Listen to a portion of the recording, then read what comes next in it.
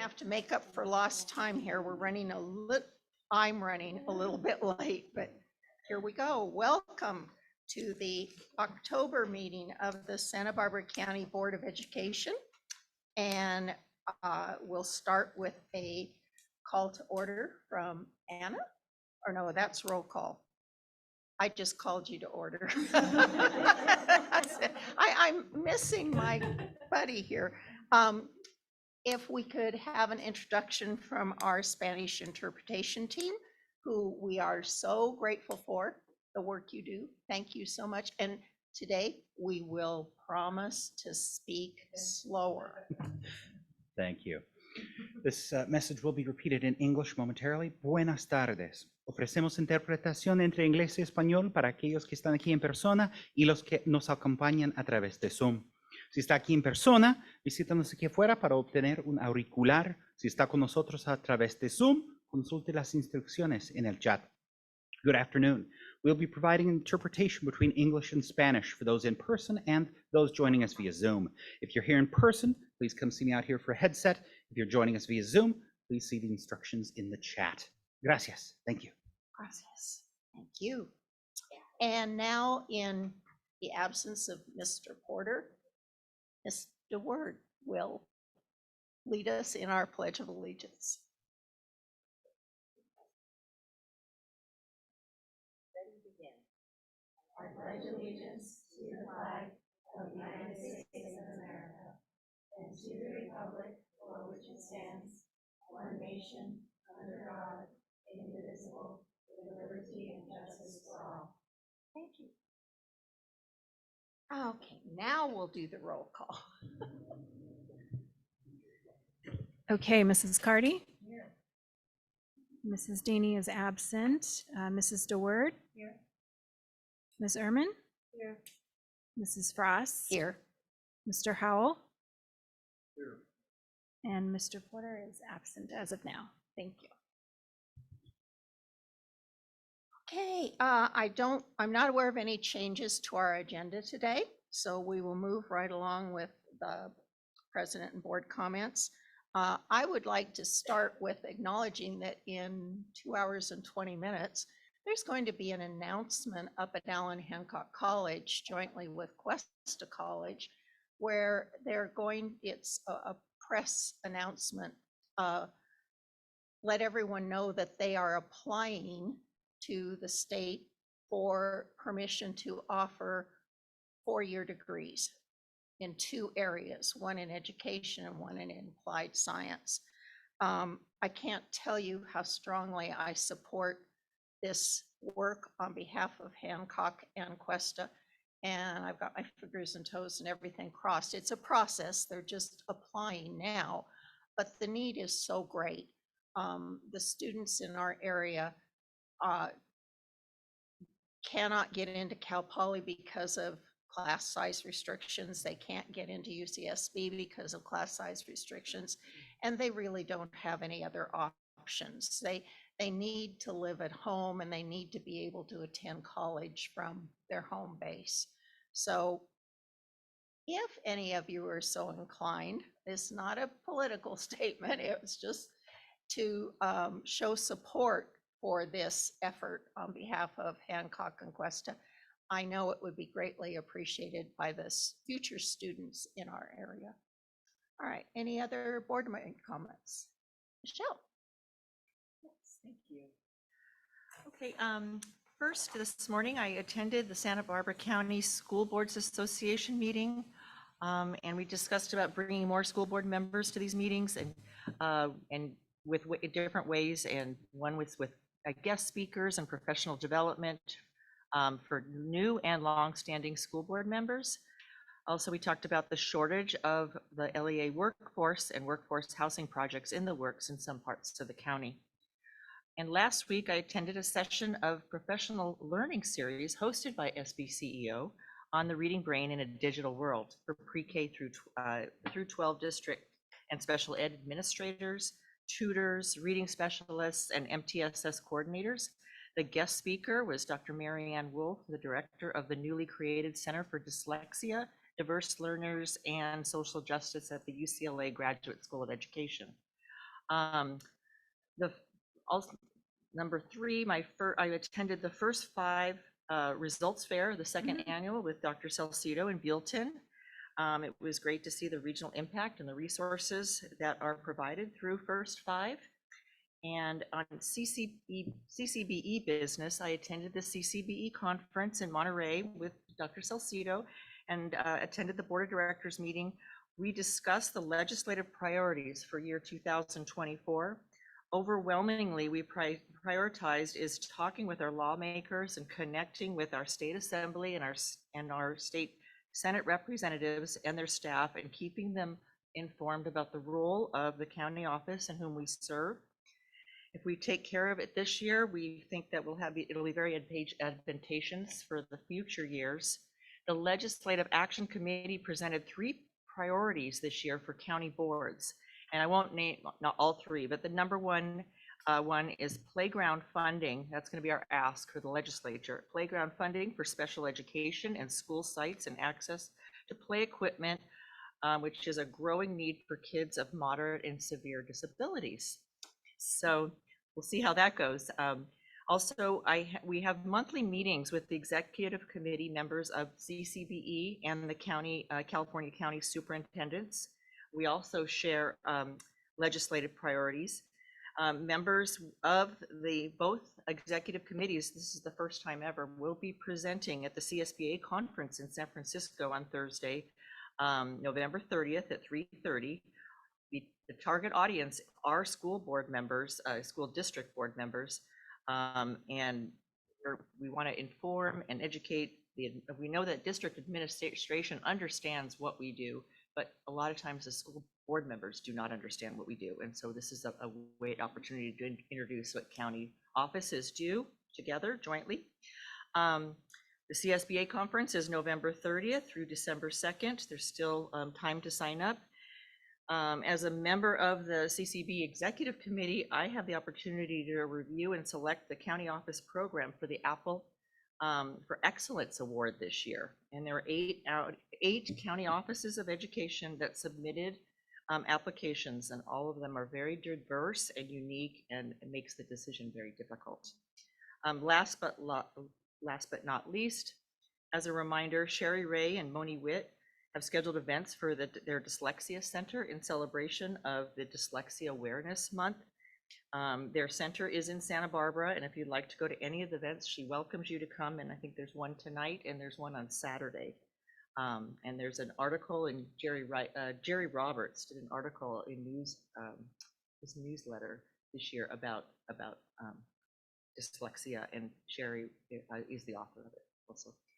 And that's all I have. Thank you for listening. Thank you, Michelle. Nothing today. How about Mr. Joe? No? None of that? Okay. Do we have any public comment today? Okay. Then we'll move into our action items. And the first one is a recommendation of adopting a resolution regarding the board members' excused absence. And the superintendent is recommending adoption of resolution 2403, excusing the absence of board member Maggie Daney at today's board meeting due to illness, which is an acceptable hardship per board policy.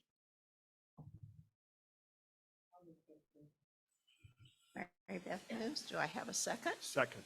Joe has a second, and a roll call vote. Okay, Mrs. Cardy? Aye. Mrs. DeWord? Aye. Ms. Ehrman? Aye. Mrs. Frost? Aye. Mr. Howell? Aye. Okay, thank you. Motion passes. Very good. Now we have the pleasure of meeting our new Santa Barbara County Probation Chief, Holly Benton. And we're just really happy to be able to meet Holly today. She hasn't been in her position very long, so this is pretty much a meet and greet. And we'll look forward to time in a few months when Chief Benton can come back and talk to us a little bit more about what she's finding and what her plans are. Susan, would you like to introduce her? I would love to. Thank you so much. Good afternoon, everyone. It's great to see all of you, and to the county board, thank you for this opportunity for me to introduce Chief Holly Benton. Our partner in probation, supporting our students in the Juvenile Justice Center and Los Prietos. 33 years plus in terms of experience with probation in San Bernardino here and also in Santa Barbara County. And in conversations that I've had with Holly, with Chief Benton, it really comes to the forefront always around students, a student-centered approach. What's best for our students? How can we best serve our students? And we've appreciated having regular meetings with her executive team, our executive team, including Renee and Kirsten and Mari and myself and others, so that we can come together, both entities, and really think through some of the challenges, because there are challenges, but really around how to solve them together. So an opportunity to put a face to the name, and thank you, Chief Benton, for being here. Thank you, Dr. Salcido.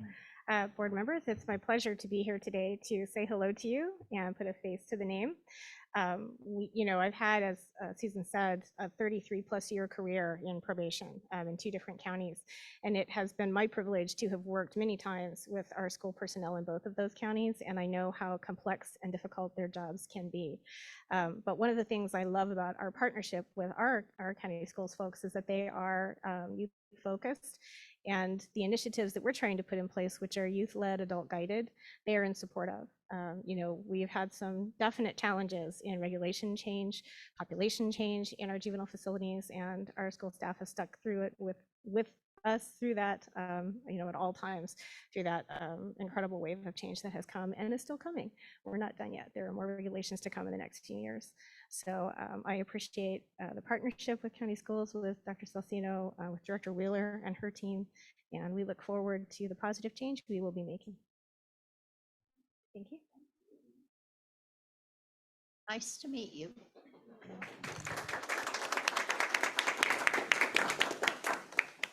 And now we have a presentation on professional learning in the juvenile court and community school program.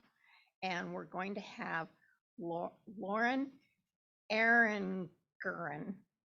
How'd I do? Okay. And Renee Wheeler are going to make this presentation. There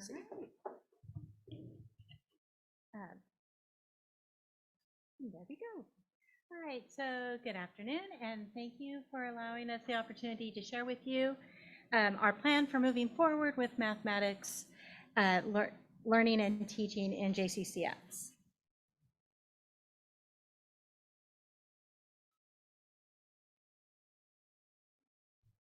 Oh, and apparently it helps if you turn on the clicker.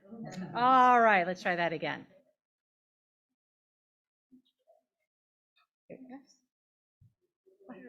Okay.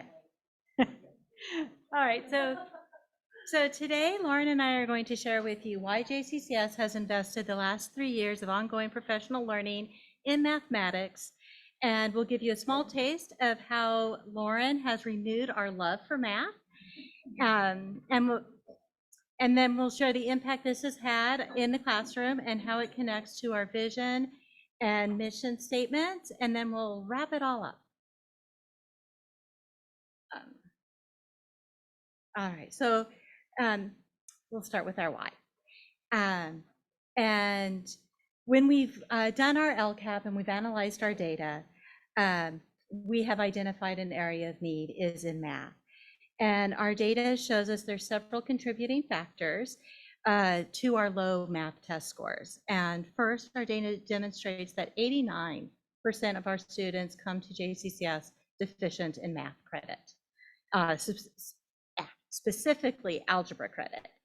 And secondly, while all of our teachers are fully credentialed, none of them have a single subject math credential. So of those 2 factors, the one that we have direct impact and control over is the content knowledge of our teachers. So enter Lauren. And so we began our relationship with Lauren to really bolster up that math content knowledge in JCCS. Okay, so up on the screen, I have 2 percentages, and I'd like you to take a moment to think about how those 2 numbers relate to math and to JCCS.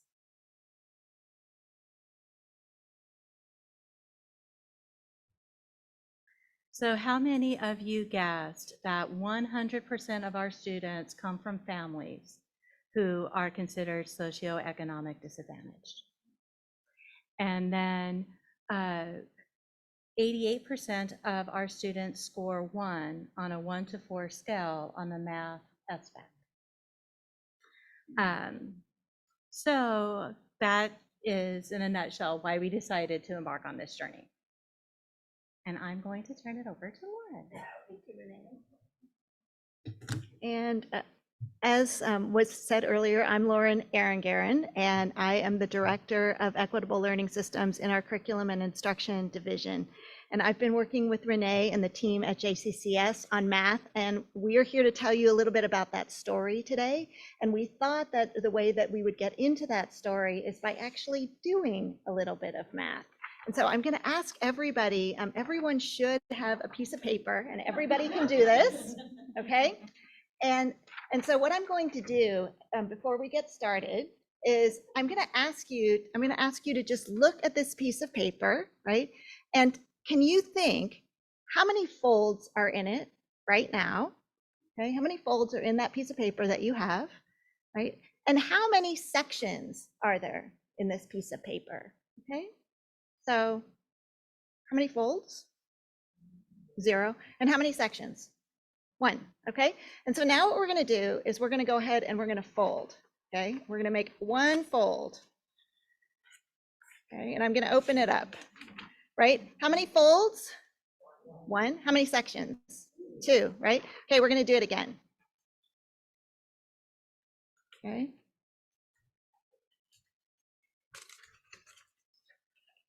And open it up. How many folds were there? 2. We've made 2 folds. How many sections? 4. Absolutely. Okay, so before we even do this next bit, we're going to make that fold, but I want you to make a prediction. I want you to think about it in your head, okay? Once we make that 3rd fold, before we even open it up, what's your prediction about how many sections we'll have? Can you make that prediction? You've got it in your head, how many sections you think we're going to have? Okay, so we're going to open it up and we're going to count those sections, okay? And I want you to think, your prediction in your head, did it match, right? The number of sections that we actually have. Okay, and so I'm seeing some no's and I'm seeing some yeses. All right, and I'm going to set this down right now. And what I'm going to say to you is that happens all the time.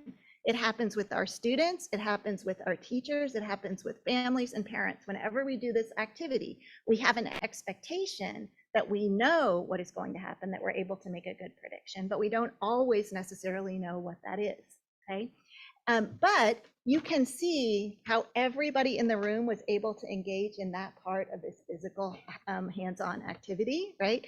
And that we were able to check our own understanding, engage with it, make predictions, right? That's a really important part of the kind of work that we're trying to do with teachers and with students in the juvenile court and community schools.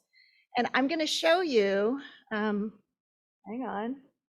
There we go. Okay, so this seems super simple, right? Like somebody in preschool could do that, could make folds, right? Everybody has access to it. And in fact, it's what we call a low threshold, high ceiling activity. Okay, but what we've really done here and what we do with the teachers and the students is we take this very simple physical task and we connect it to more complex kinds of mathematical representations, okay? And we help the students and teachers develop these multiple understandings through a rich task. So there's the physical bit, right? That's really easy to connect to. Then we also I'll move over to the symbolic bit where we help them create a table in the room. So they understand that this physical understanding of mathematics can be represented in a table, can also be represented in a formula, in a graph. They start to make those connections, right? And then we also give them a contextual representation, right? This we can think of as cell division, right? That when we're doubling every time, that's what happens in cell division. And then we also have this 5th part of what we call the mathematical model, which is the verbal piece, right? The number of sections doubles with each fold. So they're developing the academic language alongside of those other pieces, right, of the mathematical model. So easy entry point for everybody that leads to complex understanding. Okay. All right, so Thank you for bearing with me. So what I'm going to do now is I'm going to show you how this activity connects to the big ideas and the standards alignment from the new mathematics framework. And you may or may not be aware that, but the new framework was adopted on July 12th this year. And we're super excited about it because it's making a change in the way that teachers teach mathematics and students learn about mathematics. The big ideas are collections of standards. So rather than teaching individual standards and moving towards teaching separate standards, what's happening instead is we are teaching bigger ideas through a collection of standards. And the ones that I have circled up there have to do with investigating exponential models. This was an exponential model. And then also this understanding that exponential functions are growing by equal factors over equal intervals. So again, that one task gets to this big idea around growth and decay. And then another piece that we want to share with you is that the professional learning that we've designed is put on a foundation of the effective teaching practices from the National Council of Teachers of Mathematics. And so I've highlighted 3 that the team has been focusing on. Implementing tasks that promote reasoning and problem solving. That's the task that we did as an example of that. Facilitate meaningful mathematical discourse. That's something that we attend to all the time with students and teachers. And then use and connect mathematical representations. And I think you could see how in that task we were helping teachers, and then the teachers will be helping students to do the same thing, right? That we're working towards those practices. So that's one important foundational piece. The other piece that we're bringing into this is we're being very intentional about teaching the standards for mathematical practice, okay? And if the big ideas are what we want students to know, the standards for mathematical practice are how we want students to engage with mathematics, okay? So the SMPs are what we want them to be able to do and how we want students to learn to do mathematics, okay? So we have the effective teaching practices from NCTM. We have the standards for mathematical practice for our students, right? Something for teachers, something for students. And we put those together. Oh, sorry, let me go back here just for a second. We also did select 3 standards for mathematical practice to focus on for the students. So number 1, making sense of problems and persevering in solving them. And then number 3, constructing viable arguments and critiquing the reasoning of others. And the 4th, modeling with mathematics. So those were our focus areas for the standards for mathematical practice. Okay, and then, sorry, I'll go back. So we took those 2 things together, something for students, something for teachers, and used those as foundational principles for the professional learning that we were doing. Okay, and you saw that we connected to each one of these different multiple points of entry in the task. This is that mathematical model, those multiple connections between visual, physical, symbolic, contextual, and verbal representations. And here are some examples of the kinds of tasks that we used. As we did in here, a hands-on activity, we did hands-on activities with buttons, with tying knots, things that the students could really literally wrap their hands around. We engaged in digital learning with the students, and so expanded the ways that they could interact with mathematics around things like virtual manipulatives. And then also we used Desmos activities that allowed students to engage in a very interactive and high feedback kind of environment. And finally, because because we know that the students who are in the juvenile court and community schools, as many of our students need development of academic language, we instituted and implemented mathematical language routines with the teachers so that students could learn how to how to construct those viable arguments, how to communicate about mathematics, and how to construct logical reasoning in mathematics. So we use those routines. Okay. And with that, I'm going to hand it back over to Renee. All right, so this is kind of where the rubber meets the road, right? What kind of impact has this had on our students? And I want to say that as someone who has been learning right alongside the teachers and doing those hands-on activities, I know firsthand how impactful they are, and it is great that no matter what skills the kids come to us, they can do math on day one and understand what's happening.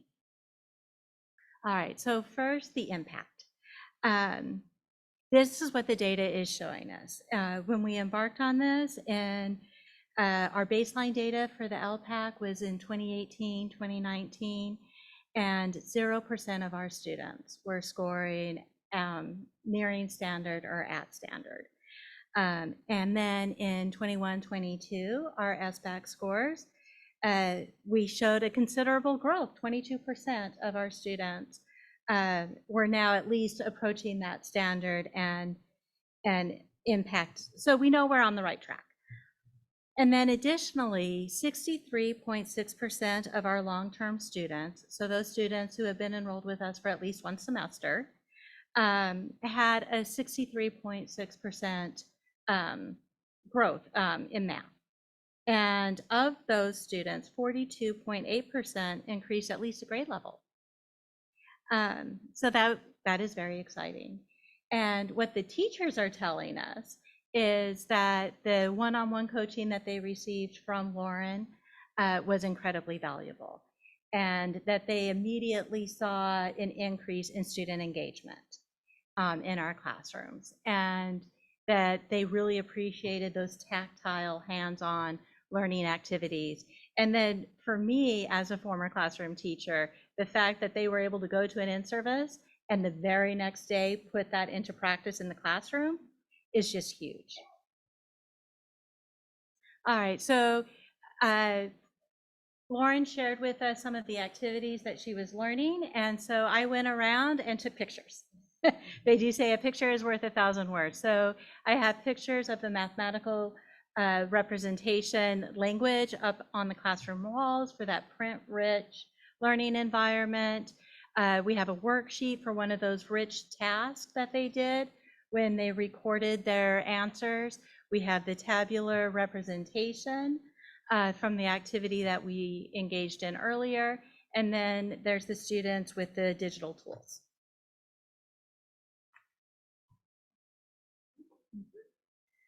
So we want to talk a little bit about what the ongoing work is going to be moving forward.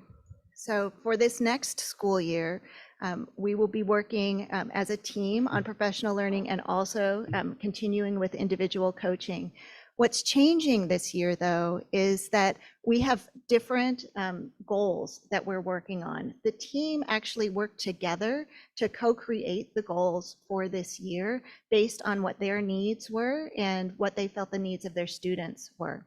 So they have decided that they want to focus on implementation of interim assessments and smarter balanced teaching tools, which I know is a mouthful, but here's what that means. There are tools in a program called Tools for Teachers that allows the teachers to access assessments that are aligned to the state tests.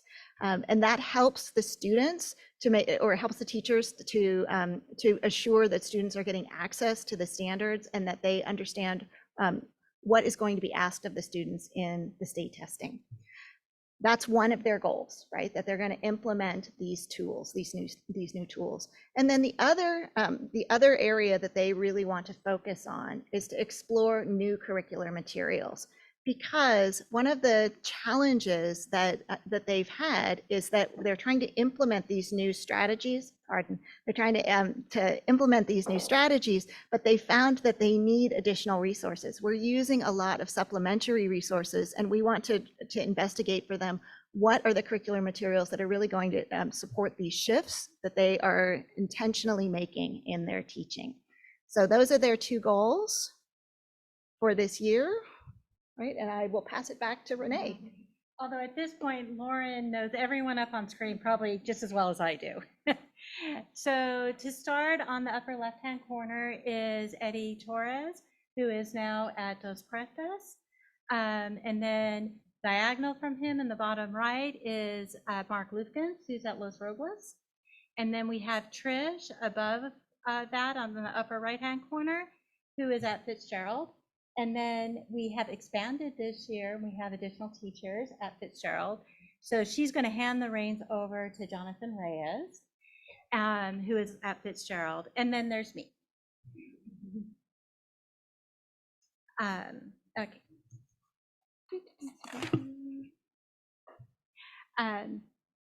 So math isn't the only thing we focus on, right? We still have to teach all of the subjects. And so this year we were fortunate to work with Dr. Victor Rios, who has created the Scholar Systems. And Dr. Rios, if you have heard his name, he is a MacArthur Foundation Chair, and he locally is a professor of sociology at UCSB, and he received his PhD at Berkeley. And so he has worked with local school districts to develop programs for students who have been left behind in their education. And using his personal experience of living on the streets, dropping out of school, and being incarcerated as a juvenile, along with the research that he's conducted, he's developed interventions for these marginalized students that is aimed at promoting this transformation. So we're very excited to be able to partner with Dr. Rios, and he is also the author of all of the books that you see up there. And also this year, we have adopted Inner Explore as for our mindful practice. And what's exciting about this is it was developed specifically for schools. So it offers 180 daily guided mindfulness practice sessions. And then they also have sound-only sessions, and then they have series for school safety, for counselors, and finally, they even thought to include exercises specifically designed for educators, since we all know how important our own self-care is. And it's all based on science and has proven effectiveness in that it increases overall GPA by an average of 15%. If you do this regularly, it has improvements in reading, math, and science grades by 28%. It decreases disciplinary referrals by 60%, and it reduces teacher stress by a whopping 43%. So very excited to be able to include this in our repertoire. And then also for English language arts, we continue to engage in professional learning around our adopted curriculum, which is character-based literacy. And on the right, I have all of the books that we will be reading this year, each of which is framed around a universal character theme for our students. All right, so to zoom out a little bit and to connect all of this learning with our JCCS vision, mission, and school-wide learning. I shared with you last year that we are very excited to be WASC accredited, and part of that process was revamping our vision and our mission statement along with our school-wide learning outcomes. And so we framed our vision as what we want for our students someday. And then our mission is what we do every day to reach that goal. And then our learning outcomes are what we engage in every day in every classroom to reach that ultimate goal. And so I've included our vision and our mission statement and highlighted some of the text because it is very text dense. And so moving on to our school-wide learning outcomes, Lauren had mentioned earlier the standards for mathematical practices, those SMPs. And we found that there is a direct link between what we identified last year as what we want for our students in every classroom. And so of the 6 categories, there are 4 direct links. And so in agency and perseverance, we have SMP 1. And in critical thinking, there's 3. There's SMP 2, 7, and 8.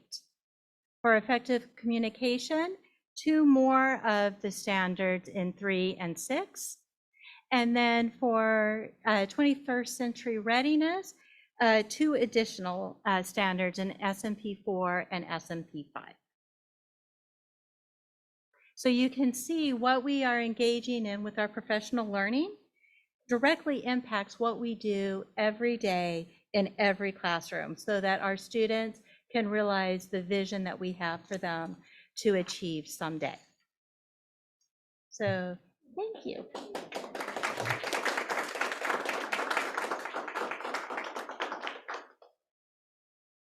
This looks like a very well put together approach and program, and I love that we already have positive results, especially the health of the teacher.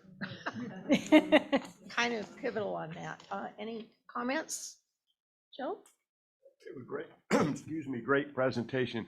Is there statistical data? Are there, and I know you have an ever-changing group of students. Are there any students who could address and perhaps have addressed the change? They were there kind of the before and after to comment. The teacher comments were great. I'm wondering if there were obvious perceptions by students.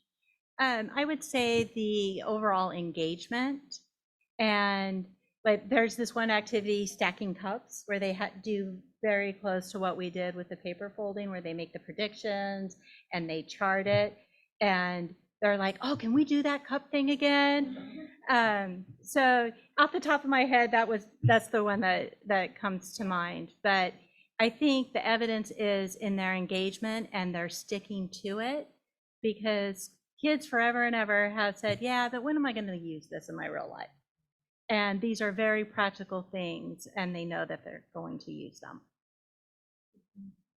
Because you've observed these lessons also. Yeah.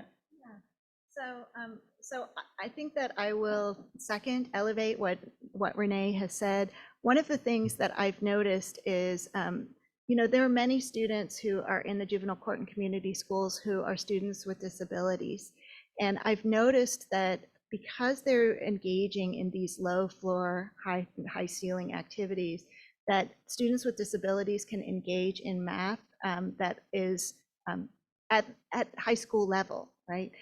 They may not master the complete standard, but every student is engaged. And I think that's a big shift, where when I first observed in classrooms, often there was differentiation, purposeful differentiation, but there wasn't the opportunity for all students to feel like they belonged in the math community. And then I also noticed certain students who were students with disabilities, that once they had that hands-on activity, they really could engage at very high levels, sometimes at higher levels than other students in the classroom. So I think that's a big change, right, in terms of inclusion, in terms of supporting the needs of a variety of students. Yes, I just wanted to say thank you for the presentation.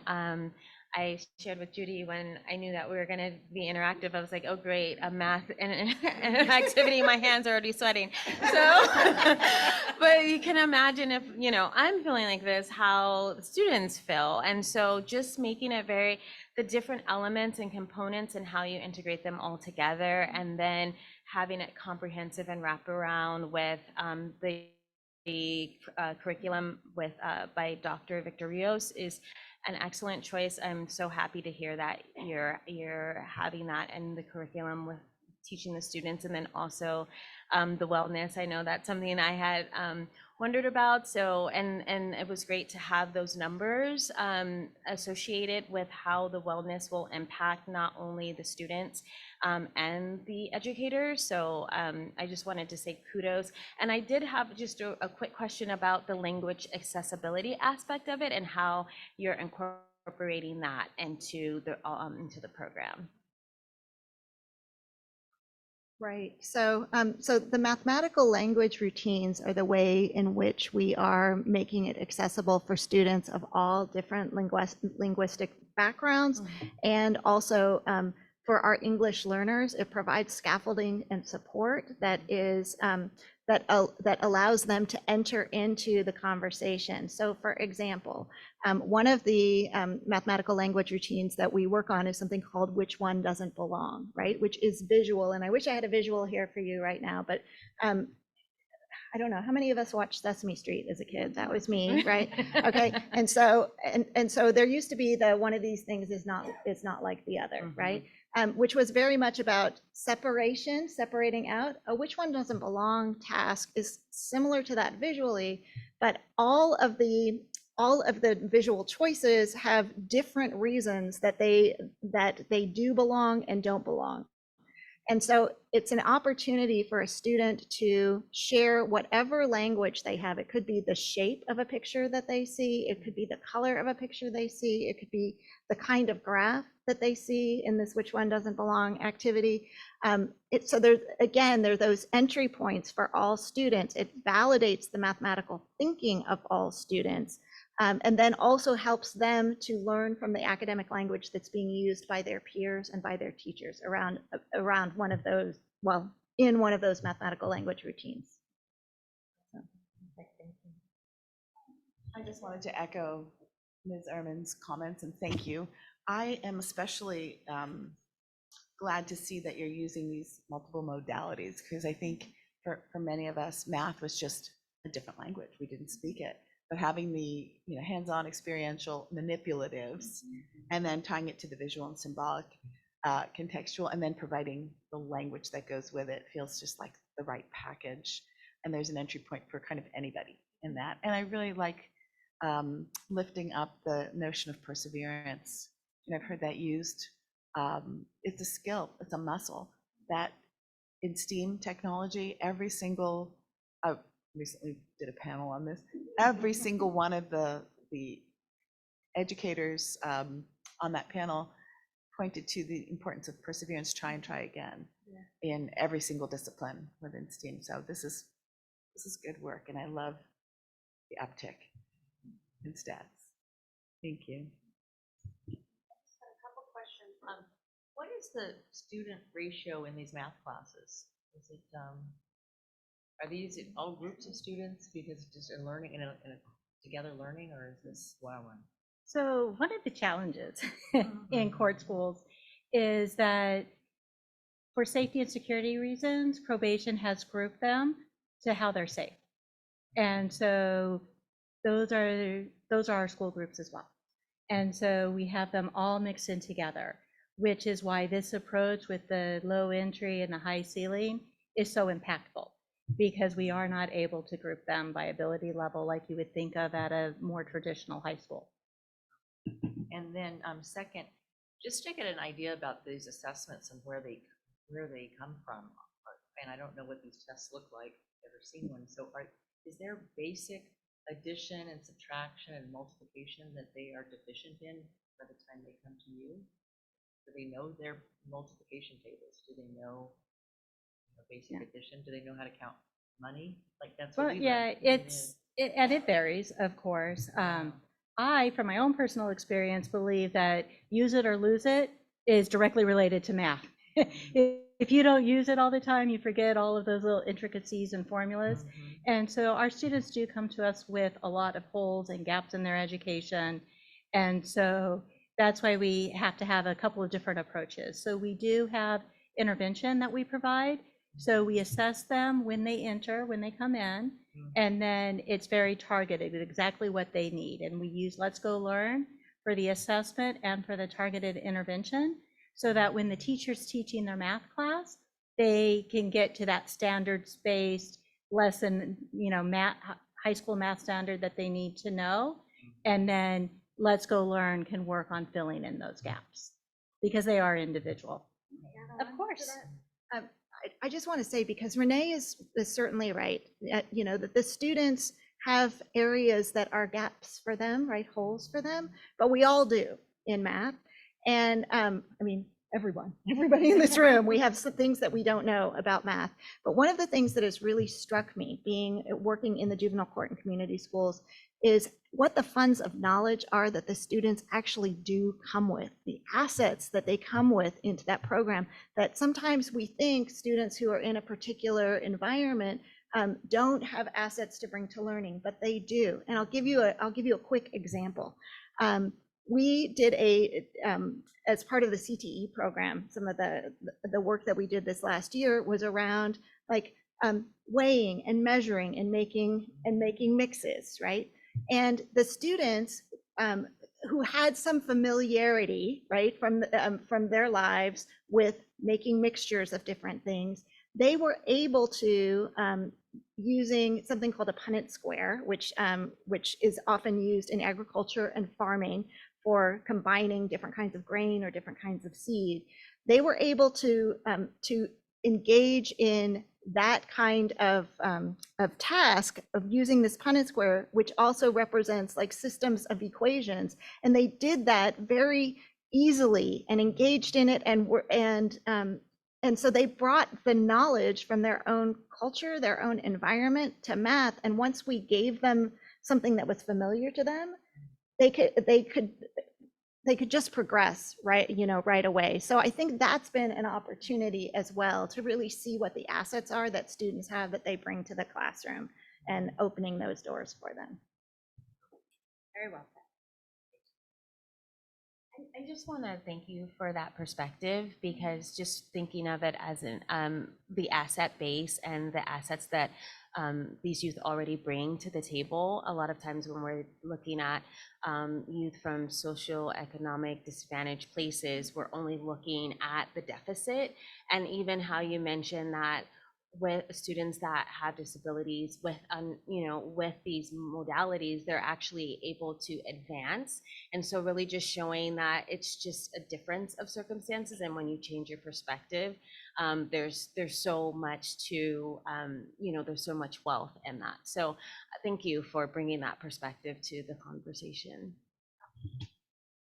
As if education isn't challenging enough, in the juvenile court schools, there are so many additional barriers and hurdles that you have to jump through, none the least of which is not having classrooms that are consistent, not knowing how long the students are going to be there, the degree of their understanding and what they're coming up with, the social aspect, or just the participation and social connection with them. I mean, I really applaud the education process that you attempt, work with for the juvenile court school system. I truly do. Is that it? All right, thank you.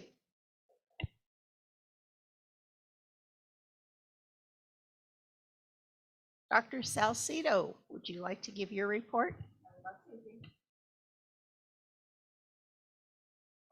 Comments of our team, tremendous presentation, and I just so appreciate being able to illustrate what we do in the classrooms. So thank you very much.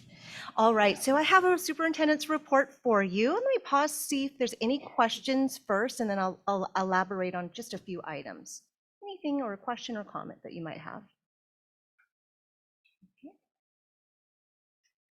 All right, great. So I'll make a few stops then here. One is, as President Frost said at the beginning of the meeting around Allen Hancock College and the opportunity to apply for 4-year degrees. It's phenomenal and tremendous. I know the board in a few moments will consider acting on sending a letter of support. I too will be sending a letter of support on behalf of the organization, and welcome anyone else who'd like to individually to send in letters of support to. Today we have a few of our staff members there because we have our meeting today. Deborah Hood is there at Allen Hancock College today. Christina Ortega, who's in curriculum and instruction, is there with us today, amongst others. So I believe the support is, let's see who doesn't support this 4-year degree, and then we'll have them come to our board meeting as well to make comment. No, I think it's a tremendous opportunity and just phenomenal. And on this morning's meeting with school board members across the county, we had participation from Santa Barbara City College trustee as well, who said, thank you so much, Allen Hancock College, and we too need to start thinking about what kind of degrees we might offer. So it was a really nice partnership there, or opportunity. Yeah, of course, of You course. said, who would disagree? The Cal States, they would disagree, and the decision is in their hands, just so you know. It's an important point. That's a really Yes. important point to make. All right. We'll make some emphasis, change my letter. All right. So the school safety symposium I've shared about, we had a really successful day 1, and I reported on it in your report. Monday will be day 2, where we're really getting hands-on, rolling up our sleeves, really working on comprehensive school safety plans with teams around the county and law enforcement partners as well. Day 2 is repeated twice so that all districts can attend if they would like to. Really thank Bridget for your leadership on it, Cami for your partnership on it, and everybody who's been a part of that. It's been a really great county-wide first time to have private, public, charter, preschool, and institutes of higher education, along with all law enforcement and first responders. The piece on page 2 on naloxone, Narcan, I reported there, but wanted to tell you also that we're distributing Narcan across our own offices, so and spaces in schools as well. So not only is there information about ordering it, but we're providing it across SBCEO. You see the future board presentation ideas for you.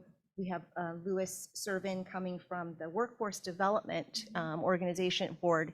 He's relatively new as an executive director, so I was hoping he could not only introduce himself, or we introduce him to you, but share some of the work that he's working on, which really complements a lot of our career technical education and partners in education, as well as that partners in education presentation that board member Deward requested. Then let me see, the last final comment I'd like to make is on page 5, the Children's Creative Project. This is a nonprofit administered by SBCEO under Bridget's division. And on Tuesday, LaDama was at the bowl. Let me tell you a little bit about this partnership, because it's been a few years since we've had the opportunity to provide this out of Children's Creative Project. So first, let me tell you that on Tuesday at the County Bowl, there were, let me put my glasses on, hold on, 2,559 students at the bowl from 28 schools.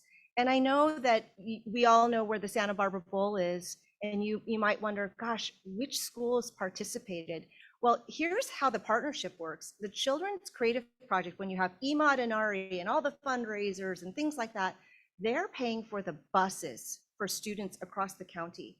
And the bowl is providing the compensation for the artist group. So that's the partnership, so it's free. 28 schools participated, including schools from Guadalupe, Lompoc, San Ynez, Santa Maria Bonita, and then Carpinteria and Santa Barbara and Goleta as well. So really tremendous participation. So we had a few photos from the day on Tuesday. Some might have been actually taken here by Bridget herself, we'll see. But we just want to show you just a few pictures. So let's see here first. We'll get it, yep. That's okay, yep. So here's LaDama. They are, I think you're going to share. Go ahead and play if you'd like to. Okay.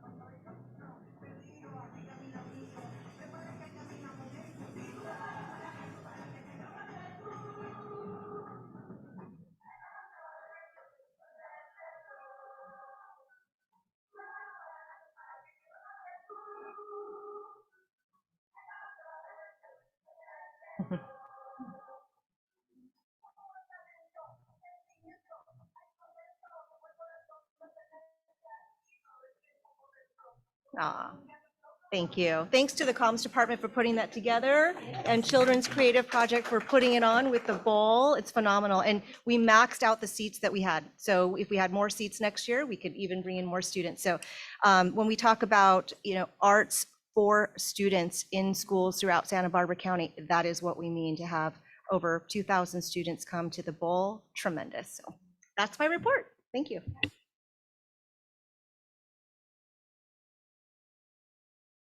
Resource services, all the health programs and screenings, is that funded by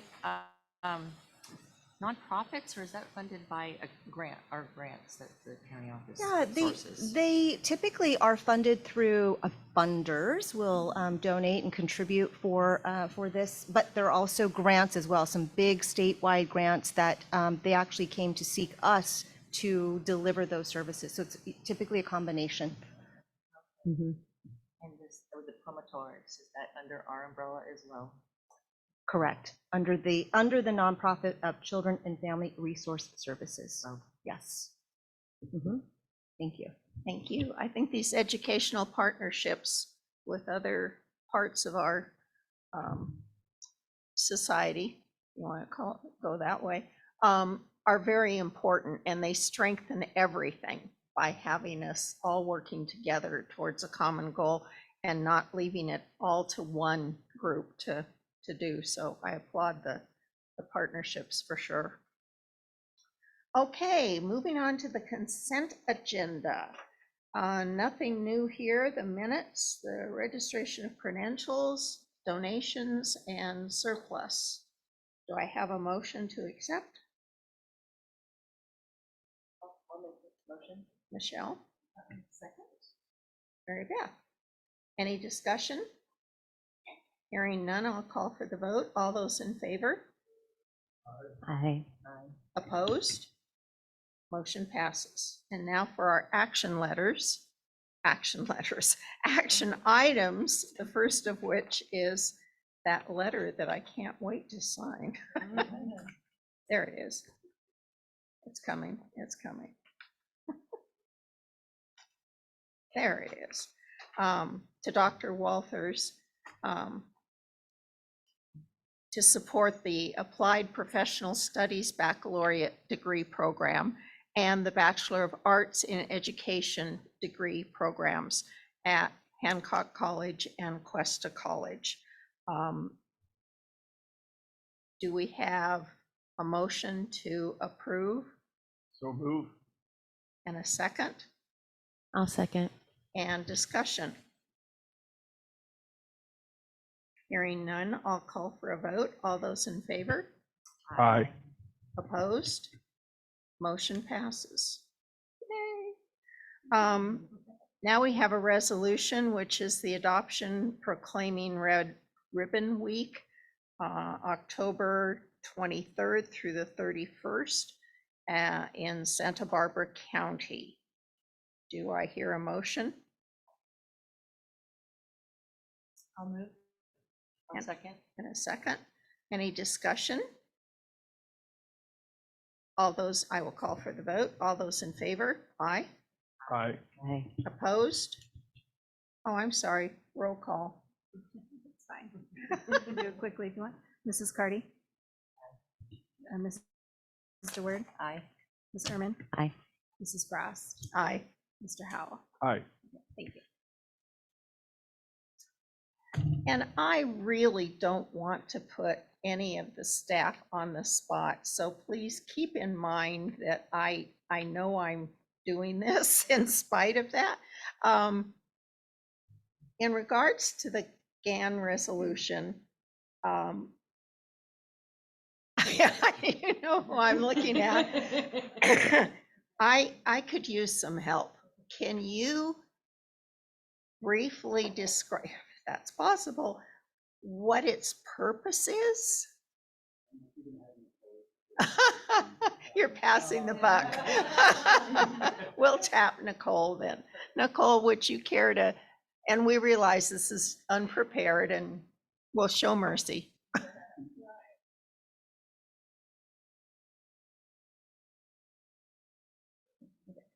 I do have something because it is a bland calculation, but a little complex.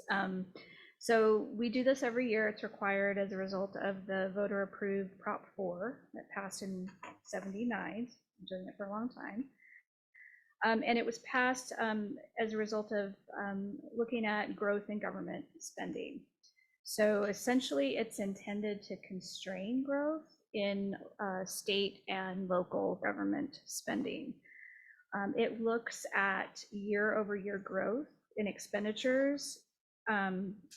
It compares that to growth in revenues, and it's adjusted annually for inflation and population changes, or for us, attendance. And school districts also have to do this. The thing to point out with the GAN limit, you'll maybe notice that every year we have to increase our limit, and that's because the format of the calculation doesn't take into account the excess property taxes that we have to return to the state. And also the property taxes we're required to allocate to our districts for special education purposes. And that right there represents over half of the property taxes we receive from the county. So because of that, every year we have to increase our limit. So the resolution that's before you, you'll see it has an amount in there that we are required to report to the state as the request to increase our limit. That will become our new adjusted appropriations limit that will reflect next year when we close the books. And just to note, when this happens, so you may have some entities who are below the limit and some entities who are above, the state will adjust their overall GAN limit by those amounts. So in the case for us, they would actually reduce their GAN limit to account for our increase. So that the two together stay within the original parameters of the rule law, whatever Correct. you call it. I'm sorry, this is really convoluted for me. I admit I didn't get the number of sections per folds right, so maybe maybe that's my limitation. But I appreciate that information. It does put a little bit better framework on it. Are there other questions or other clarifications that board members may want to hear? I think we've all heard enough of the GAN limit. Me too. Thank you, Nicole. Thank you very, very much. Appreciate it. And I need a motion I will make a motion. and a second. I'll second. Any discussion? Hearing none, I'll call for the vote. All those in, roll call. Okay, Mrs. Cardy, Aye. Mrs. DeWord, Aye. Ms. Ehrman, Aye. Mrs. Frost, Aye. Mr. Howell. Aye. Thank you. Motion passes. I just felt kind of awkward voting on something I didn't understand at all. And now at least I feel that I have some grasp of it. Thank you very much. On the information items, number 19, 20, 21, 22, and 23, may I ask Dr. Salcido to address those, please? Absolutely, I'd be glad to give some context for it. So at SBCEO with our employees, we typically, for the last many, many years that I can remember, I think we all can remember, we've negotiated 3-year contracts. And that 3-year contract is up at the end of this year. It'll be terminated at the end of the year already. So we're headed into a new 3-year negotiation cycle. And at SBCEO, we work with 2 associations, one for our classified employees that are represented, and one for our teaching staff or certificated employees that are represented as well. So we call them CSEA and SBCEA, which you see the longer terms on item number 19. And so I'll say that Mari Baptista is a lead for us for all the negotiations, but our entire cabinet team eventually is part of that as well. And Mari and Amy Kirsten and Bridget specifically typically meet with the associations on a very regular basis. And so we're working through, there are no surprises in terms of the negotiations that are coming up, and yet it's a formal process. It really does need to be very formalized. And as part of the government code, we need to sunshine the articles that will be negotiated for both the associations, them to us and us to them. And so you see that represented here on 20, 21, 22, and 23. You received those materials both in the board book, but also subsequently and about 72 hours before the board meeting, because we were still working with the associations. The timing is really dynamic with working with so many different individuals. So that's what it is in front of you, and we will take the next few months to work together and go through each of the articles, look at not only those who are represented, but the entire organization, and we'll be working together to come up with the next 3-year contracts for our group, for our all employees. So let me pause there, see if there's any questions, and then I'm going to meanwhile look at Mari and see if I've missed anything, anything that we should be adding. If so, if you would come to the podium. Otherwise, we're good. So we're good. Okay, thumbs up. All right, great. Any questions from board members? Okay, great. Oh, Nadra. And this may be really, really in the weeds, and I apologize. But on page 48, the classified personnel report, just really quickly, there's a basic statement about the exclusion of discrimination due to race, color, ethnicity, et cetera. And I just wanted to just put, a focus on caste might be something that California is going to incorporate into those discriminations. So if we wanted to add that into the language of this number document. 24. Thank you very much. Did you want to? Okay, got it. We're tracking that one. Got it. I do want to make one more comment. I will say that I know the board already knows, but just to emphasize that unlike school districts where the board is the employer, and so therefore part of negotiations at times and also will approve of the negotiations.